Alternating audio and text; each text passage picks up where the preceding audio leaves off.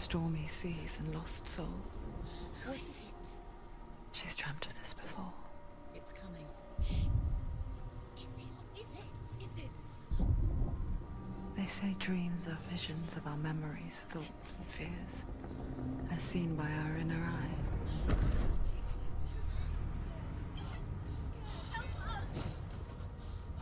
But what if each one of us is always dreaming, even when awake? And we only see what our inner eye creates for us. Is this what hell is?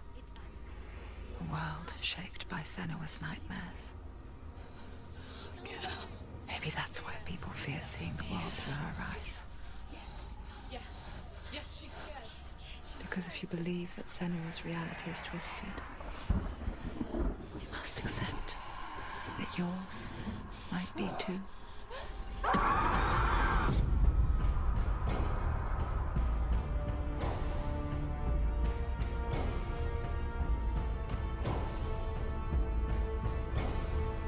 Hellblade: Senua's Sacrifice is a video game about Senua, a Celtic warrior on a vision quest into Viking territory.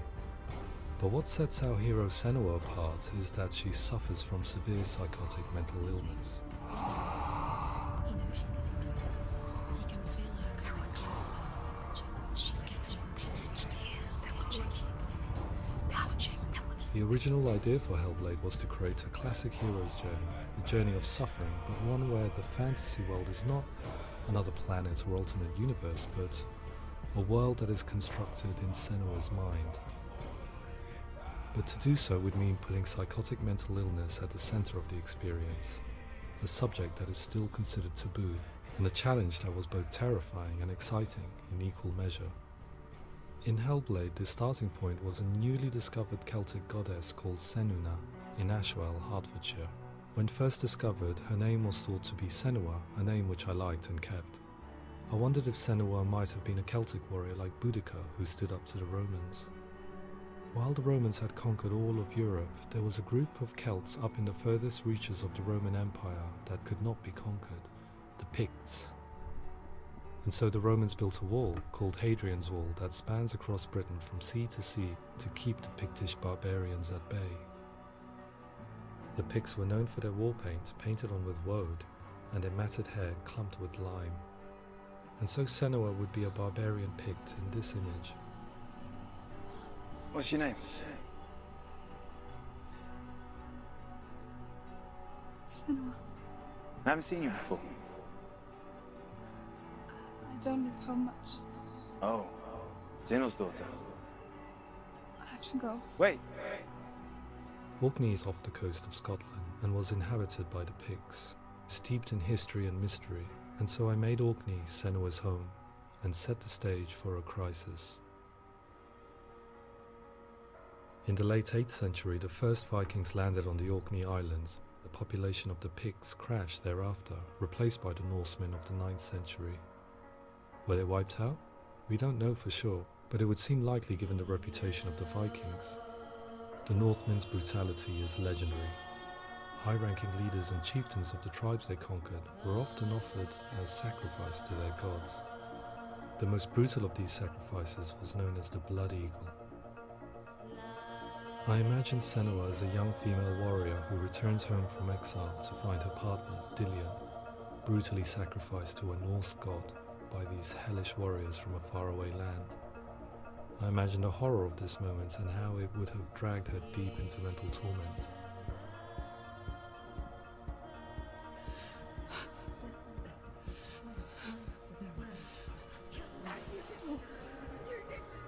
No!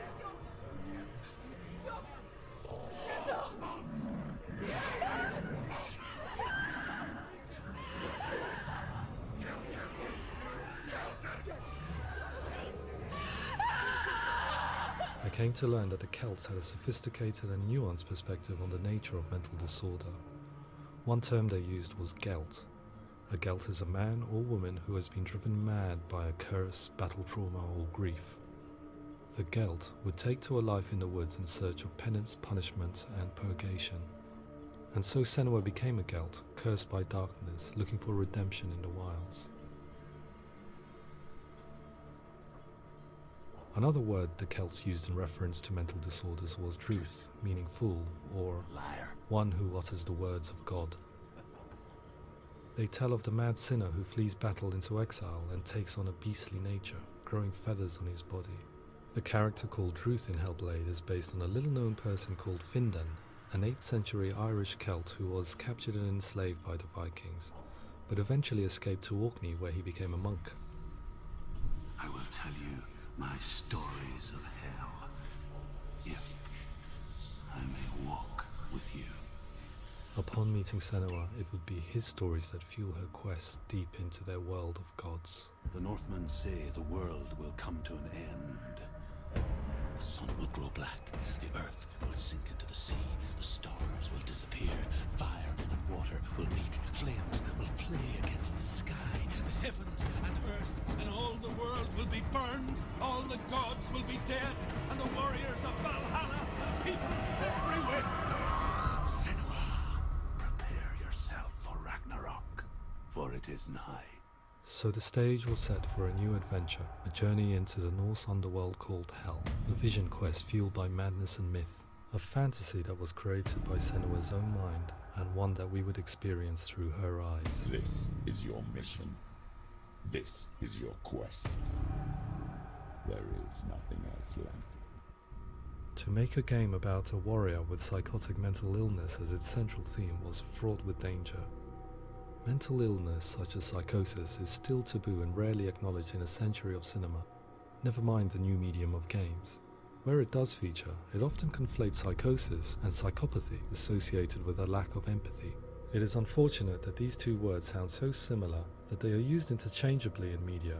I must admit that I didn't have to look very far to discover my own ignorance of the subject. So we reached out to Paul Fletcher, psychiatrist and professor of health neuroscience at University of Cambridge.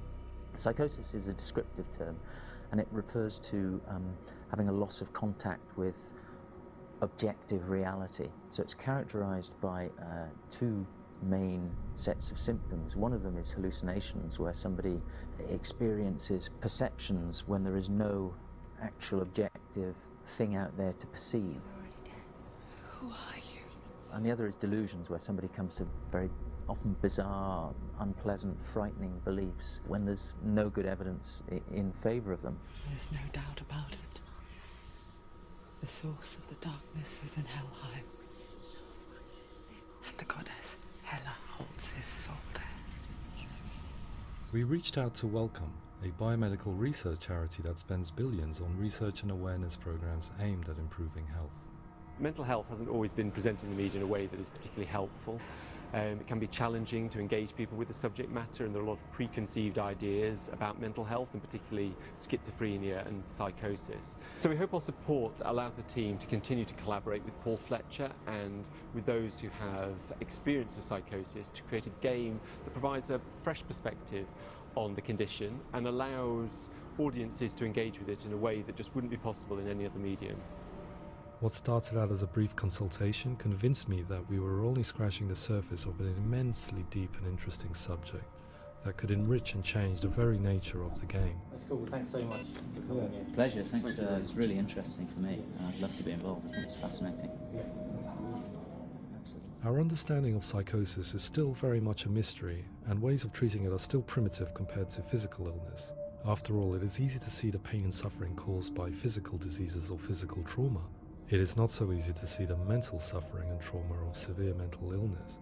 But what if we could find a way to see it? Games are capable of drawing you in for hours on end, playing the role of a character who is different from you, experiencing their perspective, and actively involving you in a world that functions with a different set of rules.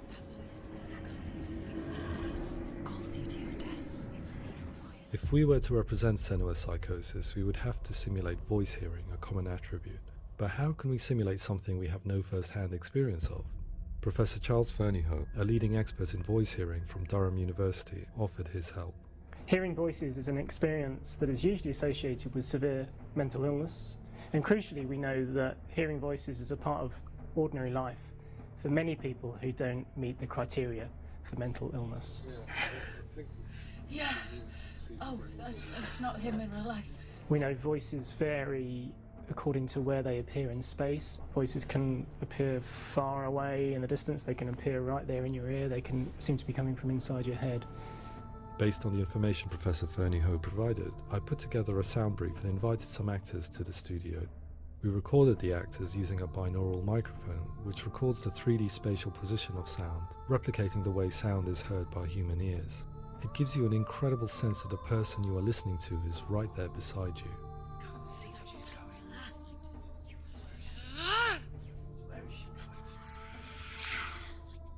Rachel Waddingham from the Voice Collective came to our studio with 2 young voice hearers to speak to our team. We talked at length about their experiences and they listened to our tests, giving us feedback on how we could improve on it. Everyone hates her. She's cursed. It's very hard to represent what this experience is like, partly because it's such a personal, intense, emotional experience. It's testament to how Ninja Theory have been listening to what the researchers are saying, but also, crucially, listening to the experts by experience. What they've come up with is so compelling. It's by far the best representation I've heard of what these experiences are like.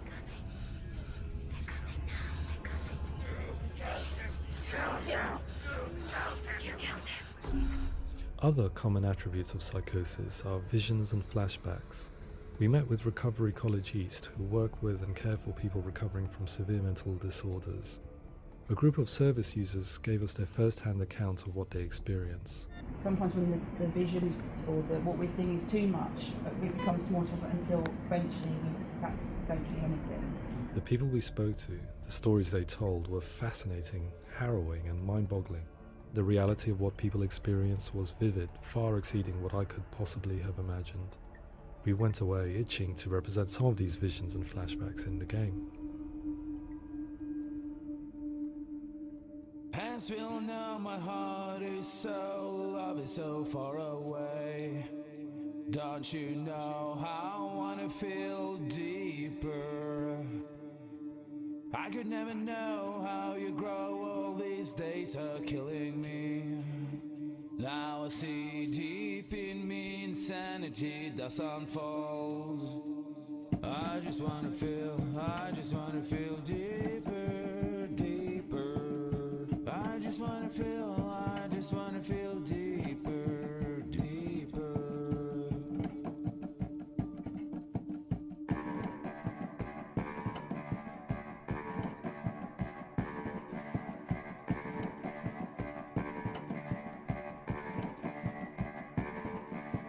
As we all know, my heart is so, love is so far away. Don't you know how I wanna feel deeper? I could never know how you grow, all these days are killing me. Feel like this, read like this, I just wanna live, that's all. I just wanna feel deeper, deeper. I just wanna feel deeper, deeper.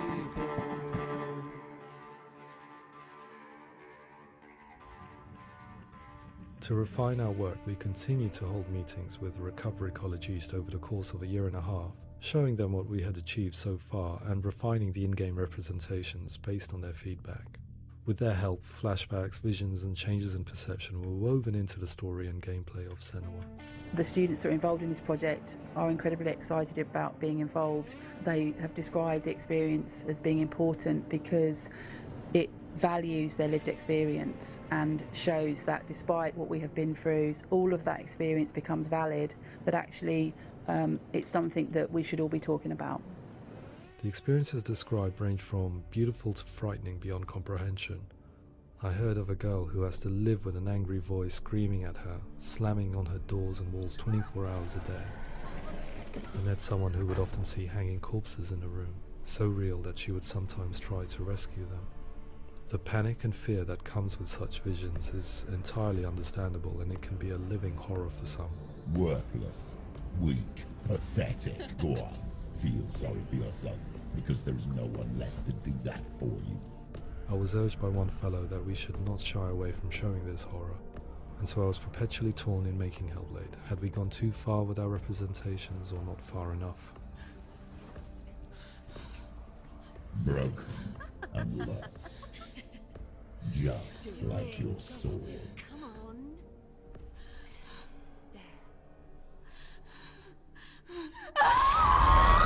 In some ways, voice hearing and visions were the low-hanging fruit, so to speak. There's another aspect of psychosis that is much harder to explain, but one that I think video games are uniquely able to represent, which are often called delusions.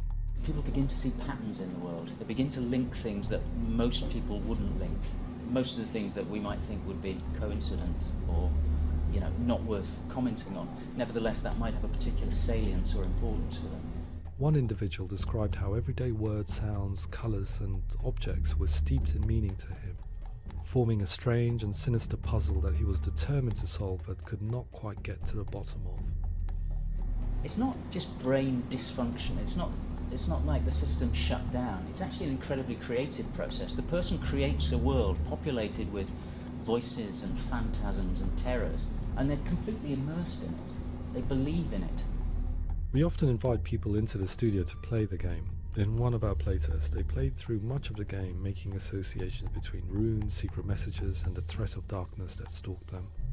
There are many things that happen in the world of Hellblade that make perfect sense within the context of Senua's mind. The dark rot that's killing her slowly from within, the secret runes of the gods that block her path to Helheim, and strange associations that exist in the game to confuse you. To complete Senua's quest, you have to internalize and accept the logic and meaning behind these things to progress. Afterwards they said that they didn't see much evidence of mental illness in the game. People with delusions of all sorts would argue the same thing, that they are not aware of their experience being abnormal in any way. I need this sword. It's important. Representing perception changes and thinking patterns within Hellblade gives us a set of symptoms common in psychosis.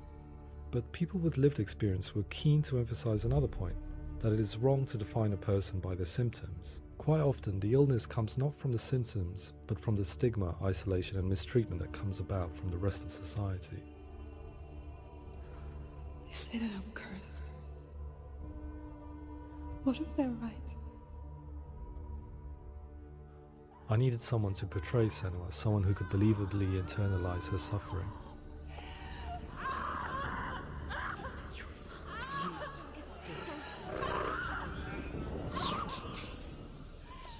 Melina Jurgens, our video editor, had been a stand-in for Senua over a few months while we perfected our motion capture techniques. Without realizing it, she had already auditioned for the role, and I knew her well enough to know that I didn't have to teach her to act, but to relive her own internal pain. As often is the case, those who have suffered mental anguish are never far from us.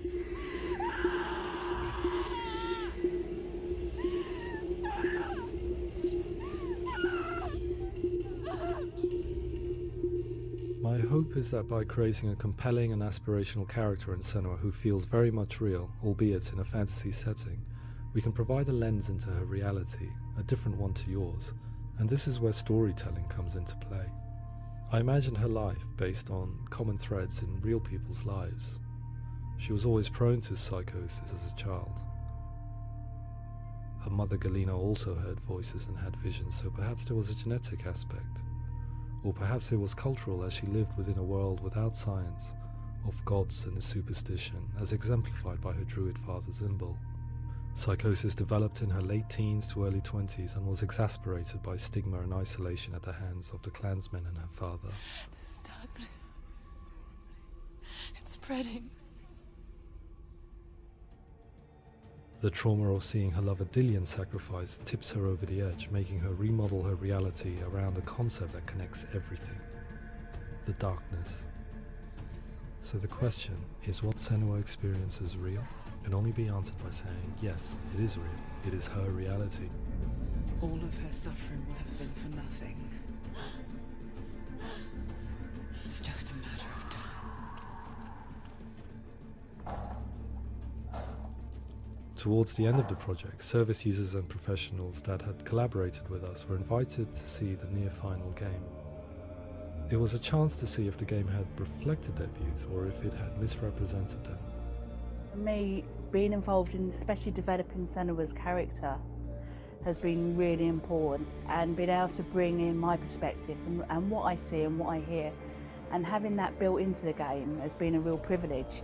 It's gritty and it's meaty, and there are some tough subjects in there that are being tackled with honesty.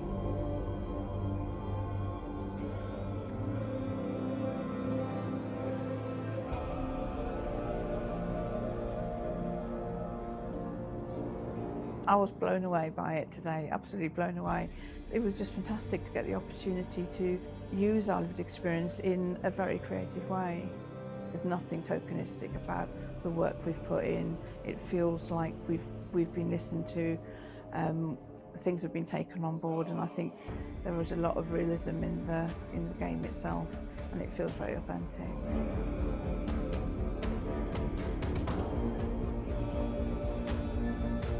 Hellblade will give people a good experience of what it's like to hear voices and have those experiences.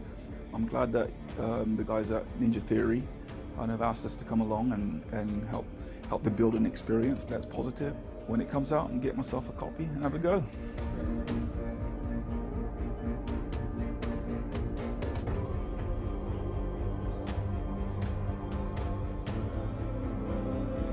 I think all the way through I was really inspired by how the conversations have translated into the game in a way that I think I didn't imagine was possible. So wonderful, really wonderful.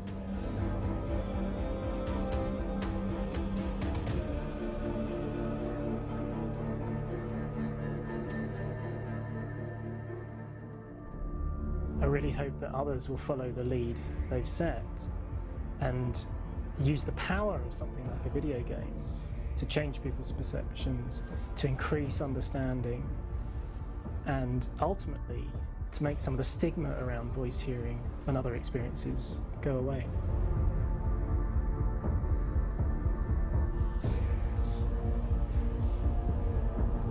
For me, it was really exciting to see something that I explore scientifically being represented so beautifully in a character who's trying to penetrate the mysteries of the environment in which they've been placed, with all of this strange uncertainty and noise and conflicting information that they're getting. I'm very excited by this way of trying to represent mental illness, because I think it actually might be offering us insights that we wouldn't get from pure scientific explorations, and actually giving us quite an empathic view of what it might be like.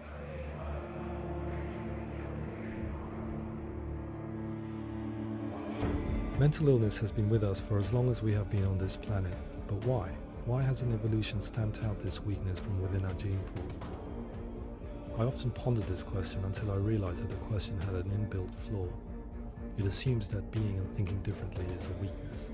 The only reason we have computers, spacecraft, medicine, poetry, art, and yes, even video games is because individuals were able to simulate new abstract realities in their minds and share them with the rest of us. We need people to be willing to see differently in order for us to progress and survive as society. And we need to be open to these new ways of seeing. And it is this spirit that motivated me to create Senua's story and share it with you.